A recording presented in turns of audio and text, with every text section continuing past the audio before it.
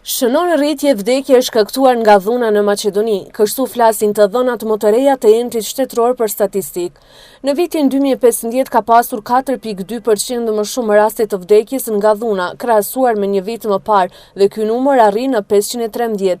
Sociologët shprehen se jeta dinamike në të cilën jetojmë dhe pamundësia e një pjesë e qytetarëve për të socializuar në këtë shoqëri rezulton me veprime vetvrasëse dhe vrasëse.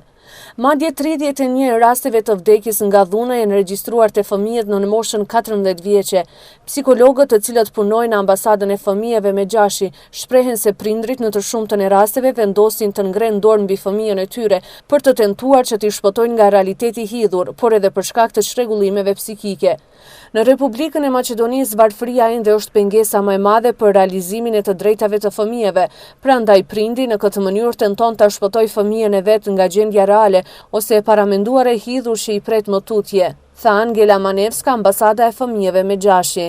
Sipas strukturës, madje 72,1% e të vdekurve nga dhuna në Maqedoni janë burra.